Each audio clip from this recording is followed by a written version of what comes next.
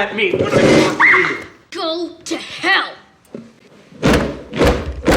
Students cheered like they just won a championship, but Mila's face showed zero happiness. This school gathered New York's worst students. They'd already burned through 6 teachers in 6 months, but Clark actually volunteered to take this class. The principal warned him to think twice. Clark's mind was made up though, so Clark got the job. Too bad his confidence didn't bring luck. Day 1 was total chaos. He was completely stunned. The students gave him a brutal welcome gift. Mila was the class troublemaker. With her leading, nobody respected Clark. He barely made it to the end of class. The whole room was completely trashed. Clark stepped outside to catch his breath. His beat-up car was covered in paint. Day 2, the students figured no teacher would come back, but they walked into a spotless classroom. Even the walls got painted bright blue. Clark wanted his actions to show students where paint actually belongs. Nobody bought what he was selling though. Even the principal thought he was being stupid. The principal totally embarrassed Clark in front of everyone. This completely destroyed Clark's already weak authority. Soon it was lunchtime. Students rushed toward the cafeteria like wild horses. Their chaos stood out next to the other orderly classes. Clark suddenly figured out the key issue. To earn respect, you first need rules. So the next day when class started, he announced rule number 1 of 55 classroom rules. Rule 2 was about showing each other respect. But students didn't take it seriously. The bell rang and everyone bolted for the door. But Clark had already locked the classroom door. He told them they had to line up first to eat. This was classroom rule number 3. Students had no choice but to form 2 lines. Only Mila quietly squeezed to the front. Clark caught her little trick and stopped her. He announced if anyone broke rules, nobody could eat. Under everyone's stares, Mila had to back down. Clark finally cracked a smile. He felt things might be heading in the right direction. But the next morning when he opened the classroom door, he was totally frozen. The classroom got trashed again. Walls were covered with insults about him. He was angry but didn't investigate. Instead, he tried getting closer to these kids. He made an interesting bet with the students. If he could master double Dutch jump rope, then students had to promise to seriously learn new material. Everyone quickly agreed to this deal. But this seemingly simple sport made Clark look ridiculous. Every time he hit the ground, students laughed at him without mercy. But he didn't choose to quit. After lots of practice, he finally got the hang of it. He wanted his actions to show these kids. If you keep trying hard, nothing's impossible. Unfortunately, the principal walked by and saw this. The principal called Clark to his office. He said these students were completely hopeless trash. He just hoped they wouldn't mess with other classes. Hearing the principal talk like this, Clark finally spoke up. The problem isn't the kids. It's not even what they can achieve. The problem is what you expect them to achieve. You are setting the bar here.